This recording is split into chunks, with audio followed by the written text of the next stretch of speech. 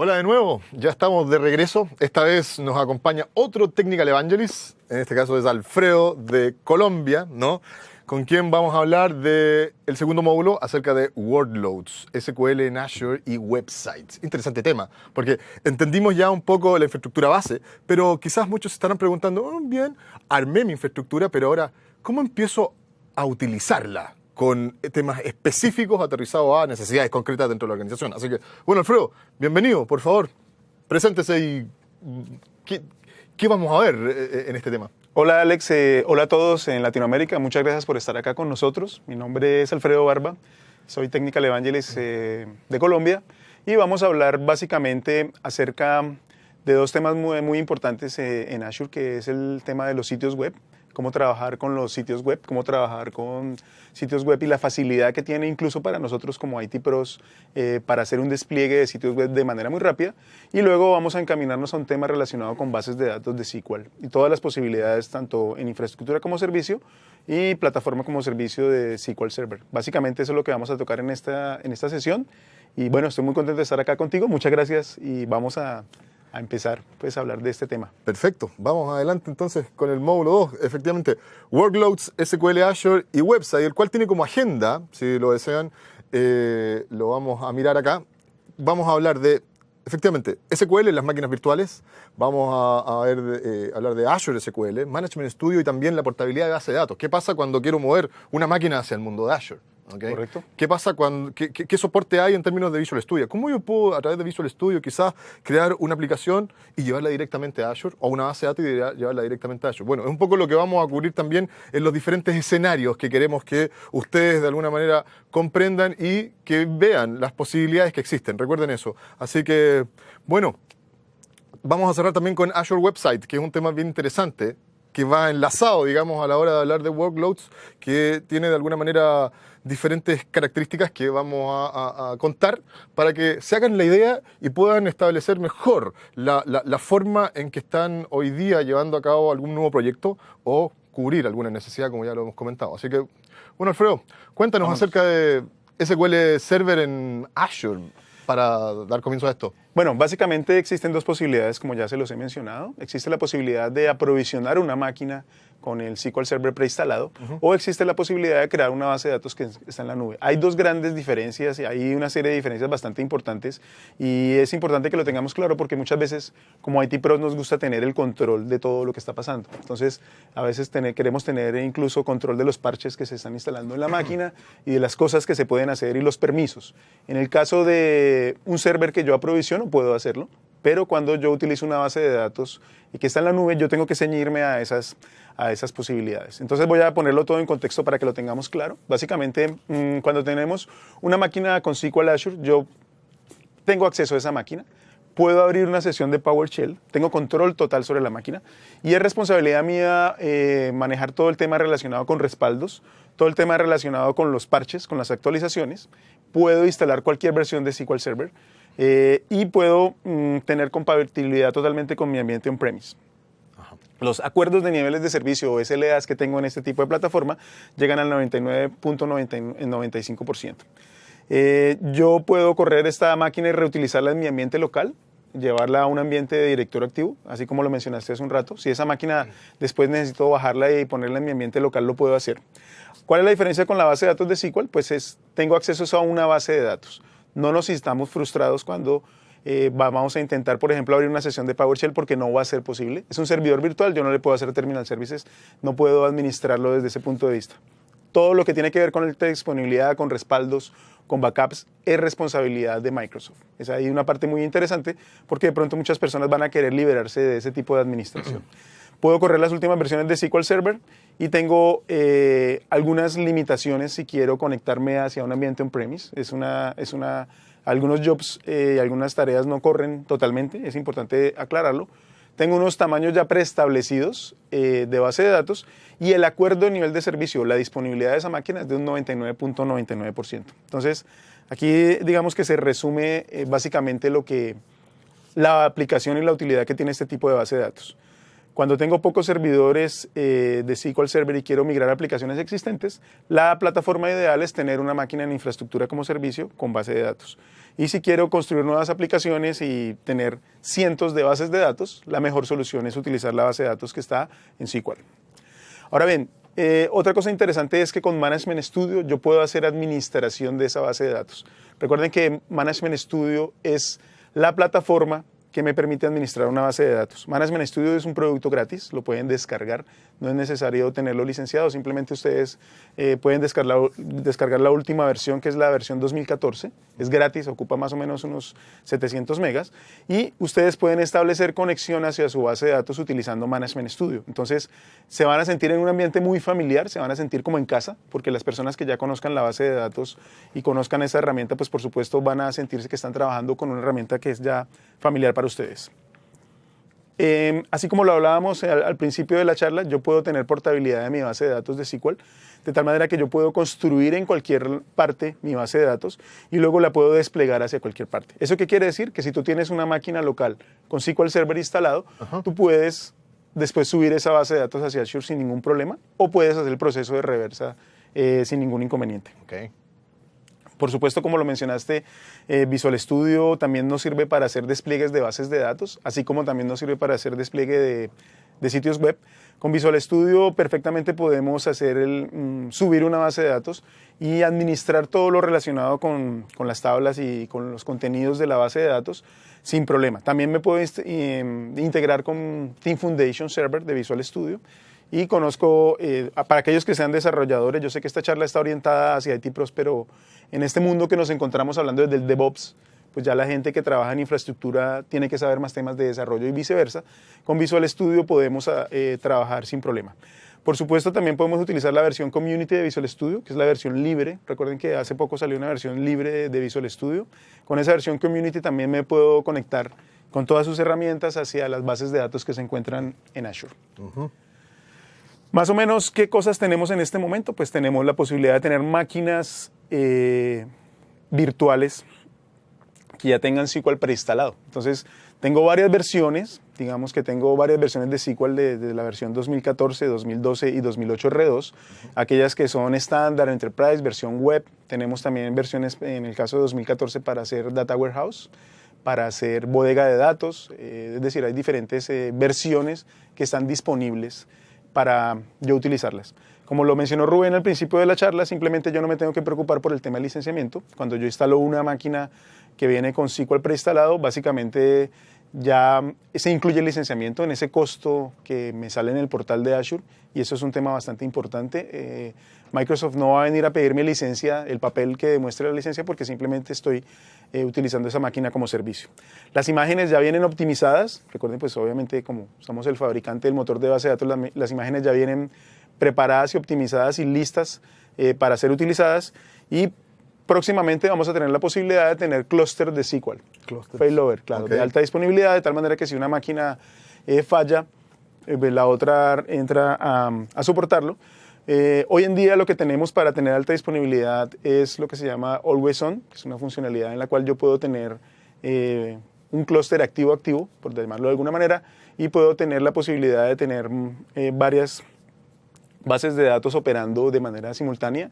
Yo puedo tener escenarios de Always On en la nube, o puedo tener escenarios híbridos de Always On. ¿Qué quiere decir? Que tengo una base de datos local y esa base de datos la puedo replicar hacia Azure. Ajá. ¿De acuerdo?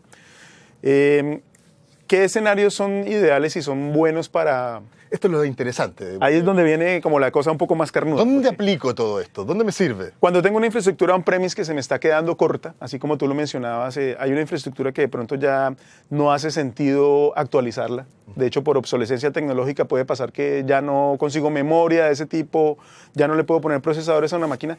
Es un escenario ideal para yo subir esas cargas hacia Azure, porque yo puedo hacerlo de diferentes maneras. Como les digo, la primera sería intentar tener un VHD, virtualizar. Existen muchas herramientas hoy en día para virtualizar máquinas que están on-premise y llevarlas hacia la nube.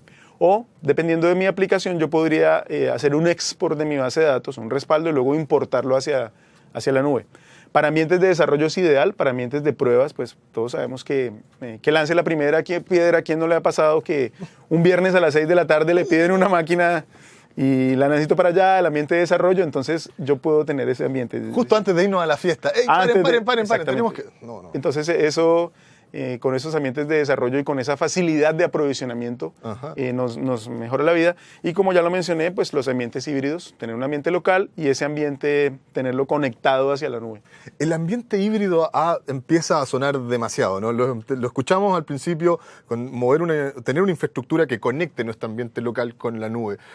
SQL empieza a pasar lo mismo, y empieza a pasar lo mismo con muchos otros servicios dentro de Azure. Claro, totalmente. Empieza a tener mucho sentido, y digamos que en nuestros países, en América Latina, ya hemos empezado a romper el paradigma de la conexión, del ancho de banda, porque ya nuestras compañías de los diferentes países donde estamos ofrecen anchos de banda mucho más respetables que hace unos años. Entonces ya prácticamente es transparente para el usuario y para las aplicaciones en donde se encuentre funcionando la aplicación, porque tengo canales y anchos de banda bastante aceptables.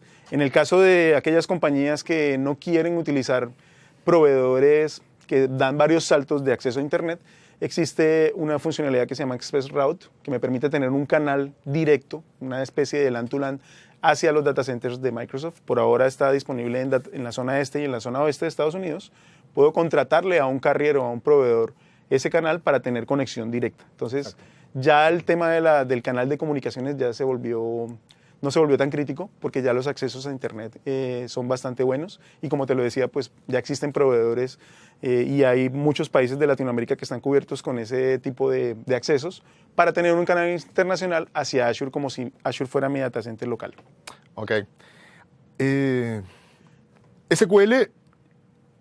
Sé que muchos están esperando quizás más ver cómo Claro, funciona. Vamos a verlo al final, sí. Pero ¿qué pasa también con los sitios web en relación con esto? Bueno, los sitios web, empecemos a hablar un poco de los sitios web.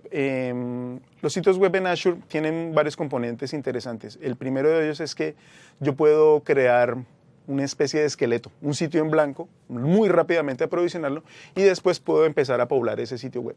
¿Cómo lo puedo hacer? Puedo utilizar herramientas tan básicas como FTP, puedo utilizar también herramientas como Visual Studio, o puedo utilizar herramientas que el mismo Microsoft me provee, como el Webmatrix, que es una herramienta que me permite hacer desarrollo para sitios web. De nuevo, no se preocupen, porque yo sé que muchos dicen, bueno, yo soy IT Pro, ¿esto qué tiene que ver conmigo? Pero sí, hasta cierto punto, digamos que tenemos que mantener esa apertura y esa línea y esa división tan delgada que hay hoy en día entre la gente de desarrollo y IT Pro. Que cada vez se va... O sea, hoy día la conversación es fundamental, yo insisto en eso. O sea, si estamos preparando infraestructura en la cual van a ser alojados sitios web, necesito conversar con el área de desarrollo, necesito entender características, necesito entender requerimientos, obviamente, para poder avanzar. Claro, básicamente ya esa historia de es culpa del de desarrollo o es culpa del de IT, eso ya tiene que desaparecer, porque antes de pronto teníamos una relación muy de perros y gatos en algunos casos, peleábamos mucho y siempre nos echábamos la culpa entre ambos, pero ahora tenemos que trabajar en equipo. Entonces, este tema de los sitios web empieza a hacer mucho sentido en ese tipo de escenarios. ¿Cuáles son las características de los sitios web y qué características nos ofrecen? Pues básicamente son de tipo empresarial, es decir, una compañía que quiera un portal serio, grande y con bastante concurrencia y bastantes usuarios conectados, puede tranquilamente implementar sitios web de Azure. Tiene conexiones híbridas, como ya hemos venido hablando, es una palabra muy recurrente en estas charlas, con soportes a VPNs, puedo hacer respaldos programados, puedo tener integración, por ejemplo, con directorio activo, puedo hacer listas de acceso, restricciones por IP para que ciertas personas no vean esos sitios. Manejo bases de datos, no solamente de SQL Server, sino de otras bases de datos de terceros y open source, como MongoDB, como MySQL, incluso el mismo Postgres. Y bueno, tengo diferentes características para que el sitio sea considerado un sitio empresarial. Puede escalar globalmente, como lo mencionaba Rubén al principio de la charla, pues tenemos una serie de data centers alrededor del mundo, de tal manera que podemos tener escalabilidad a nivel global. perfectamente mi sitio lo puedo poner en donde yo considere que sea más favorable para mí, dependiendo de la ubicación de mi compañía. Hay compañías que son globales, como lo sabemos, y de pronto es más favorable para ellos no solamente poner el sitio en esta zona, en América, sino ponerlo en otros data centers, dependiendo de sus necesidades. Y por último, pues el tema de DevOps. Está hecho para DevOps definitivamente, con Visual Studio lo puedo manejar, lo puedo manipular, y pues soporte a una serie de frameworks bastante interesantes como PHP, .NET, Python, Java. Todos los amigos que nos estén escuchando en este momento y que sean fanáticos de open source son bienvenidos, y los desarrolladores son bienvenidos a Azure. Azure especialmente tiene muchas cosas interesantes para ustedes y espero que le saquen provecho. Hay una serie de lanzamientos que hicieron y que han seguido saliendo. Digamos que Azure es una plataforma bastante dinámica. De hecho, Azure es una plataforma que si tú te descuidas 2 días y cuando vas a ver el portal encuentras una nueva funcionalidad, pero no sé si eso te ha pasado, me imagino. Bueno, que sí. es increíble. Miren, acá tengo la nueva máquina. ¡Wow! Hay 20 máquinas virtuales. Exactamente. Más Así pasa con Es sitios web. una plataforma en continuo cambio y agregándose características. Claro, todo el tiempo. y ahora últimamente con el tema de open source, pues también Microsoft sacó, hay una tienda, pues hay un depósito, que puede ser alimentado por la comunidad. La gente perfectamente puede subir máquinas virtuales y subir plantillas ahí para este tipo de escenario. Ahora los clientes que manejan, y eso lo vamos a pasar rápido para pasar un poco a la demostración, es pues para sitios web, sitios de comercio electrónico, aplicaciones empresariales, para aplicaciones de marketing. Es decir, existe una serie ilimitada de aplicaciones para sitios web en el caso de los sitios de Azure. Entonces, básicamente eso es como la primera parte de lo que queríamos hablar. Ahora vamos a hacer unas pequeñas demostraciones. Empecemos con el tema de los sitios web, de acuerdo al orden que tenemos. Tenemos una demo. Vamos a ver. Vamos a entrar a nuestro portal. Vamos a entrar al portal de Azure en este momento que yo tengo abierto. Y en este tengo 4 sitios web. Estos sitios se encuentran detenidos en este momento y existen varios tipos de sitio web en Azure que yo puedo manipular. El primero de ellos es los sitios que son free, que son gratis. ¿Cuántos sitios puedo tener yo en Azure gratis? Puedo tener hasta 10 sitios, básicamente. Entonces, me sirve ahora un sitio pequeño de presencia, de pronto de presencia para algunos clientes pequeños, para empezar a mostrarles cómo funciona. Y es un sitio dinámico porque es un sitio que puede tener bases de datos, incluso bases de datos SQL Server, bases de datos MySQL o SQL Server. Cualquier sitio que yo cree en Azure tiene el sufijo azurewebsites.net. Pero tú lo puedes cambiar después con un alias de DNS para que el sitio apunte al dominio que tú hayas comprado, básicamente. Entonces vamos a hacer la demostración. Simplemente yo le digo, voy a crear un nuevo sitio. Hay 3 maneras de hacerlo. La primera es de manera rápida. Como yo te lo decía al principio de la charla, yo podría crear un sitio, por ejemplo, que se llame MySite. ¿Qué pasa si yo intento crear un sitio que se llama MySite? La URL ya se encuentra en uso. Alguien alrededor del mundo, y además ese es un nombre... Creo que lo usó Robén antes. Claro, sí, seguramente. Es un nombre poco original, MySite. Mucha gente pone test. Y entonces vamos a empezar a decirle que ese sitio se llama MySite00AB, por ejemplo. Y efectivamente este sitio ya no fue creado.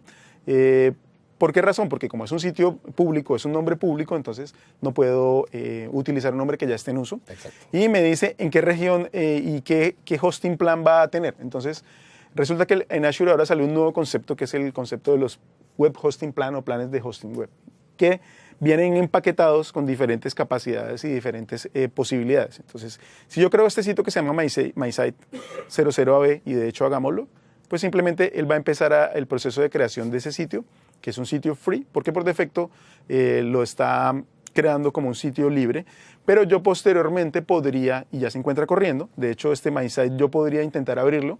De pronto hay una pequeña demora en el tema de los DNS, de pronto no me abre, hay que esperar un momento que los DNS se refresquen, pero ya es un sitio que yo puedo empezar a poblar. ¿Cómo? Pues simplemente yo lo puedo empezar a configurar ese sitio a través de, por ejemplo, servicios como FTP.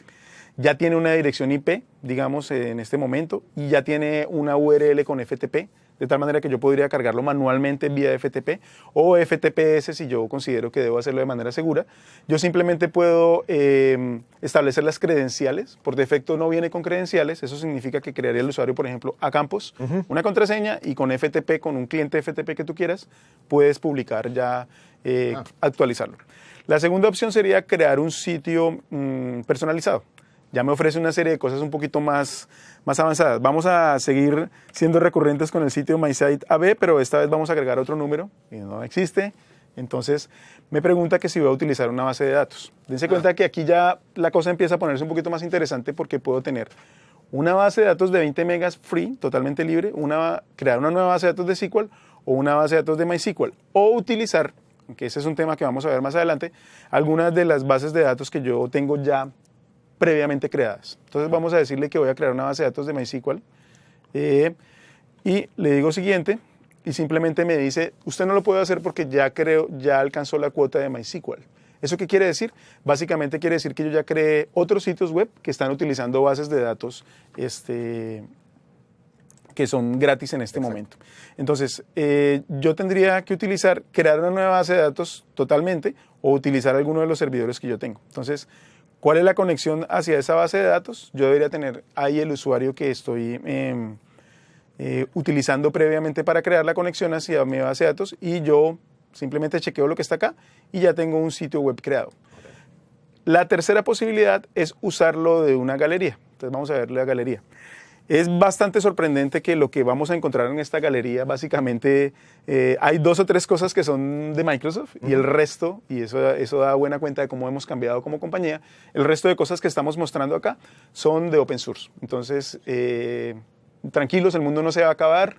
Simplemente hace parte de la transformación que tiene Microsoft. Pasó un perro volando, ¿no? Pasó un perro volando, el mundo está cambiando, ahora somos amigos de Linux, pero básicamente eso da cuenta buena de la transformación, de cómo ha sido el cambio en cuanto a utilizar aplicaciones y plataformas de terceros.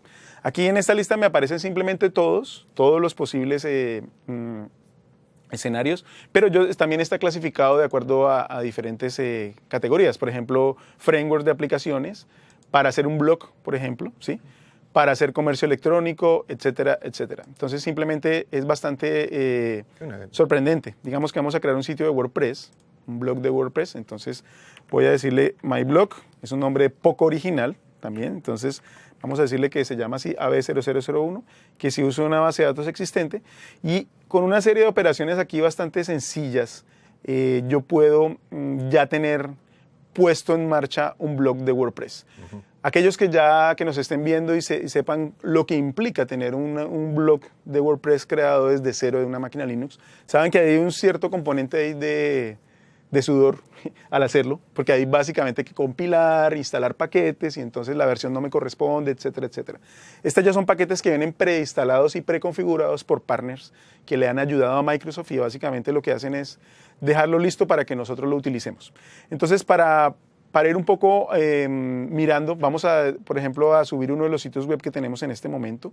Simplemente un sitio web puede estar detenido, voy a subirlo para mostrarles las posibilidades que tengo de escalabilidad. Porque muchos de los temas que hemos venido hablando y que mencionabas con Rubén son los temas relacionados con la escalabilidad. ¿Y qué pasa si yo necesito crecer? Sí. Listo, ya me quedé está haciendo demasiadas transacciones. Exactamente. En algún momento escalar. Escalar.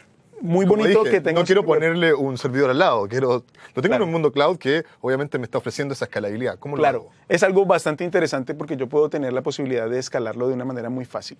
Entonces, simplemente yo puedo, sobre mi sitio, decirle que lo voy a crecer. Ajá. Hay 4 tipos de sitios web en Azure, básicamente free, compartido, básico y estándar. Entonces, el free es el que les acabo de decir, como para empezar, como para picar. ¿Ese no me permite escalar? Ese no me permite escalar y no me permite crear varias instancias. Entonces, es el sitio gratis, el hosting gratis de pronto un sitio... Más orientado a testing, quizás, ¿no? Sí, más orientado a testing y de pronto, no sé, Panadería de Don Alfredo, de ese tipo de sitios así. Mencionaste el negocio. Perdón por la publicidad, pero es un ejemplo sencillo. Entonces, si yo necesito crecer, ya me puedo ir a un sitio del tipo shared o compartido. Siempre que haga una modificación, debo salvar esa modificación. En la parte inferior ahí tengo que salvarlo. ¿Qué pasa con un sitio shared? Yo puedo tener instancias y puedo subir instancias en el sitio que está compartido y ese sitio es como si estuviera en un servidor de hosting compartido y puedo tener 2 instancias. ¿Qué implicaciones tiene esto? Muchas, porque quiere decir que tengo que hacer solamente una actualización de mi sitio web. ¿Recuerdas lo que hablamos del FTP? Sí. Cuando yo voy a subir, entonces me tengo que preocupar de subirle los datos a las 2 instancias. No, simplemente con subirlo a un sitio Azure por detrás hace su magia y ya tengo un sitio actualizado. Y si quiero ir subiendo en la escala, digamos, de capacidades de sitios web, me voy al que se llama sitio básico. Un sitio básico ya me dice, bueno, como la panadería de Don Alfredo está creciendo y ya se fue más allá de los recursos. Se extendió a Chile y exactamente a Chile, ya vende pan chileno y pan mexicano. Entonces debo crecer. Entonces tengo 3 tipos de instancias que puedo utilizar. En este caso, por defecto, arranca con la instancia que es tipo small, y la distancia de tipo small significa que es como si mi sitio web estuviera con un core y 1.75 gigas de RAM.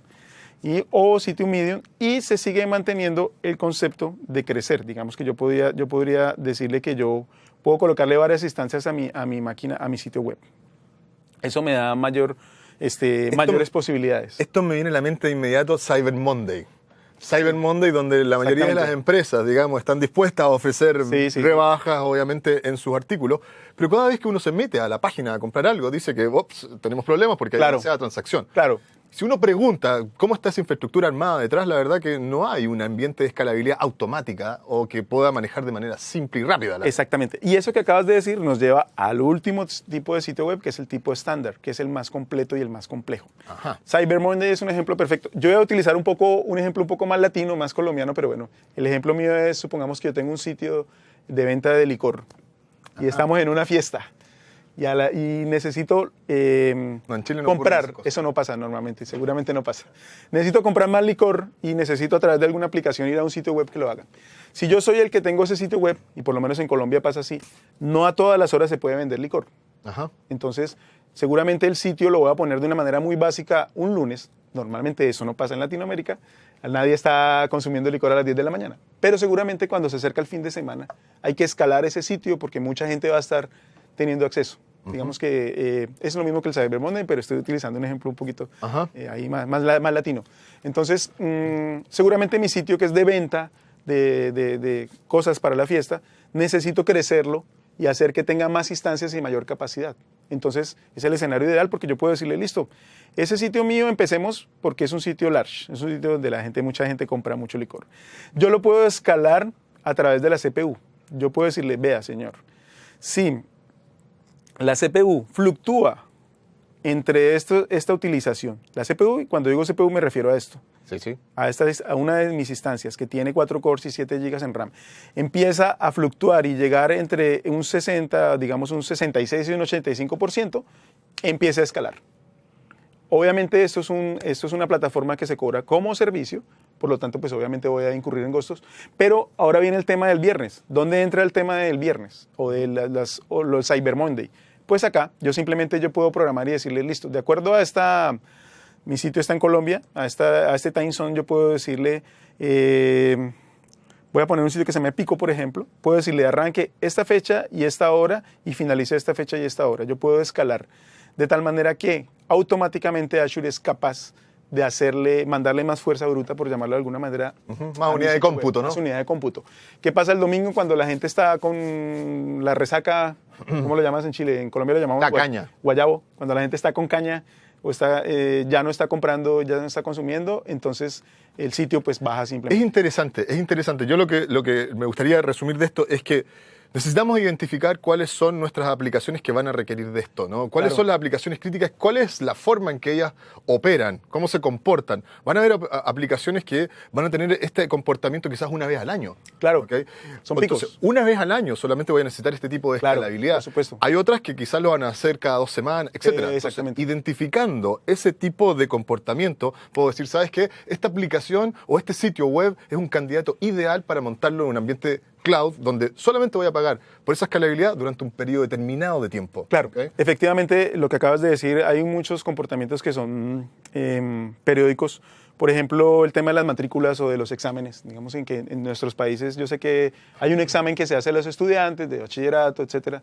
Y de acuerdo a ese puntaje pues van a poder ingresar a ciertas universidades. Hay muchos ejemplos. Entonces, ese ejemplo es otro también que es muy bueno, porque los estudiantes en la época del examen, cuando quieren consultar sus resultados, van a tener mucho tráfico y van a tener ese sitio impactado. El sitio, por ejemplo, estatal en el cual Normalmente se hacen en los resultados.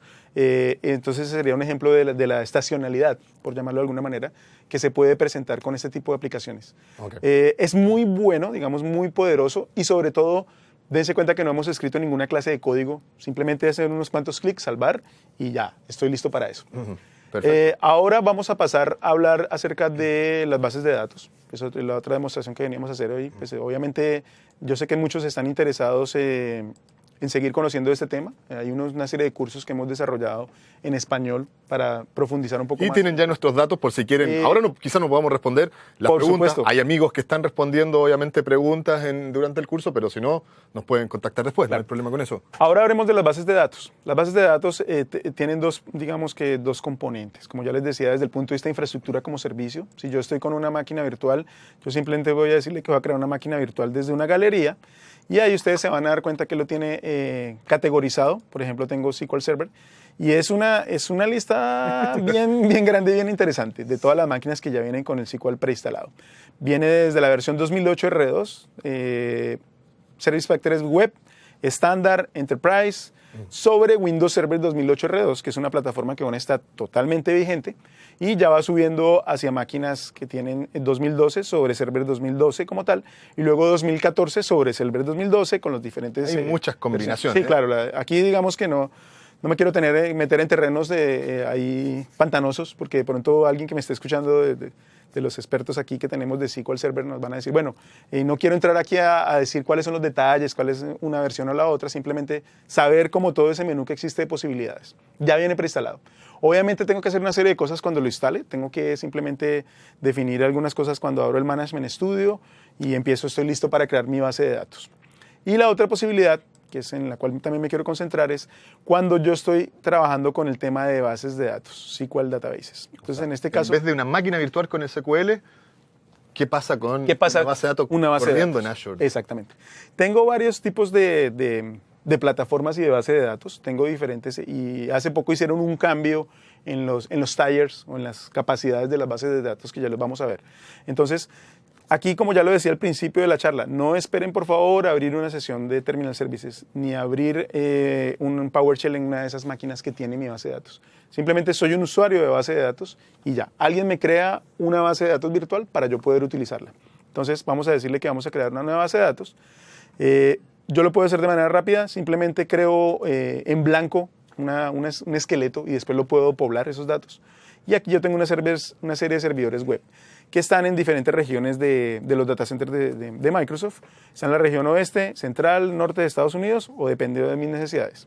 Lo puedo crear de manera personalizada y aquí ya se pone un poquito más interesante el asunto, porque ya me dice, bueno, ¿cómo se va a llamar su base de datos? Entonces vamos a llamarle DB01, por ejemplo. ¿A qué suscripción lo va a conectar? Recuerden que yo puedo tener varias suscripciones conectadas.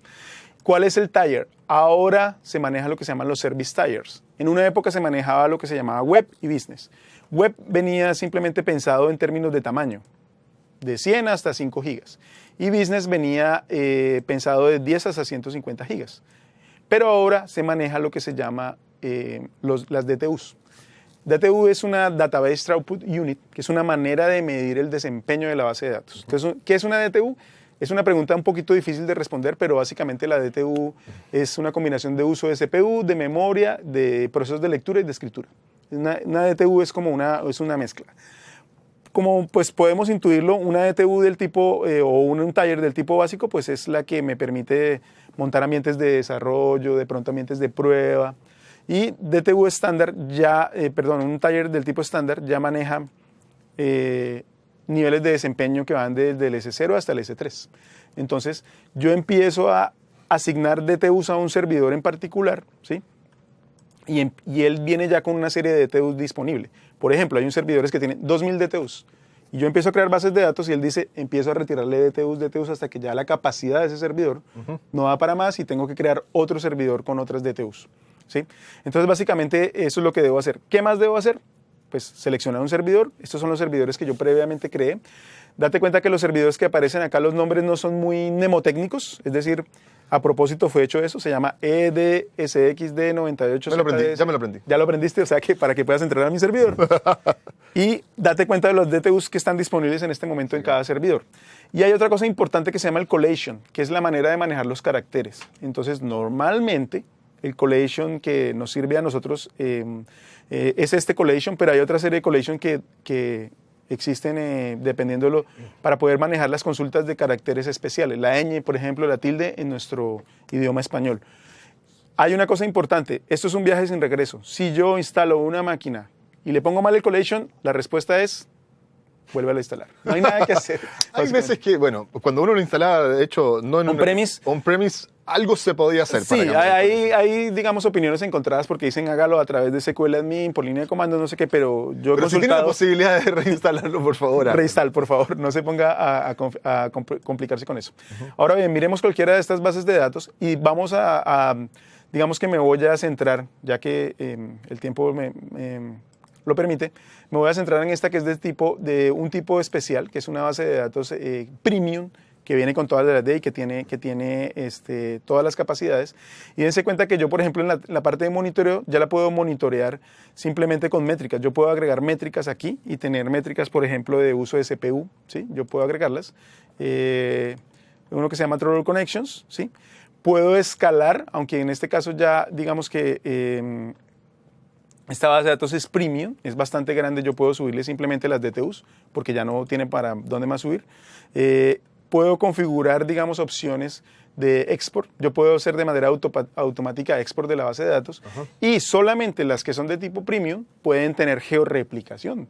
Es decir, así como lo mencionaban al principio de la charla, si yo tengo una base de datos en un data center, yo puedo lograr que cruce el océano y se replique hacia otro lado. De tal manera que si tengo un incidente, algún problema con el data center, con mi base de datos, Azure se compromete a tener georreplicación de mi base de datos. Okay. Hay una serie de posibilidades y digamos que para cerrar este módulo también existe la posibilidad de conectarme a través de Management Studio. Entonces dense cuenta que yo, como lo mencioné al principio de la charla, yo me podría conectar hacia Management Studio. ¿Cómo me conecto? Simplemente con la cadena de conexión de mi base de datos. Entonces digamos que yo me quiero conectar a cualquiera de estas bases de datos. Yo simplemente pongo el nombre de mi servidor, copio ese nombre, todos los servidores se llaman database.windows.net y ya me puedo conectar hacia esa base de datos. Y hay una cosa súper importante, las bases de datos exigen que yo tenga las reglas de firewall habilitadas, de tal manera que yo no me puedo conectar desde cualquier sitio de manera transparente. Entonces, yo me estoy tratando de conectar a mi base de datos y efectivamente me dice que la IP en la cual yo me encuentro en este momento no está habilitada para yo poder hacer la conexión. ¿Sí? Entonces yo le puedo decir, por favor, habilite las reglas de firewall. Simplemente le digo que sí. Espero un momento que se refresque y ya me podría conectar.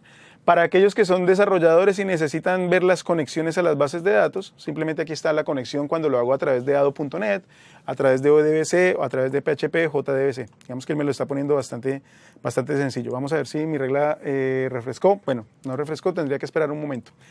Con esto hice una pequeña muestra. En realidad fue muy pequeña y para eso tenemos cursos en particular, en la cual hablamos de dos cosas muy importantes, que son los sitios web. Vimos la potencia y la escalabilidad y con esos ejemplos bastante ilustrativos que utilizamos. Y también vimos el tema de las bases de datos. Entonces, hay muchas posibilidades. Los invito a que las prueben, los invito a que se den cuenta de toda la potencia que nos ofrece, sobre todo para las organizaciones y piensen en el escenario de necesito un servidor de base de datos listo para mañana a las 6 de la mañana. Esto es un caso, de nuevo, de la vida real, nos pasa. Entonces podemos tener ya eso muy listo para funcionar. Lo podemos conectar desde mi ambiente local hacia mi ambiente que se encuentra en la nube de manera transparente. Entonces, así podemos llegar a tener una infraestructura bastante poderosa. Por último, hay muchas compañías que utilizan SQL Server en Azure. Y pues hay muchos ejemplos que son exitosos. Si quieren saber un poco más, pueden consultar. Sí, ahí tenemos sitios que, digamos que son más profundos, obviamente, respecto a lo que estamos conversando. Así que agradecemos, Alfredo, esta conversación. Lo esperamos, nos vamos nuevamente a un descanso, volvemos ya en el módulo 3 con un cambio nuevamente de personajes en el escenario. Así que espérennos, regresamos en 10 minutos. Muchas gracias.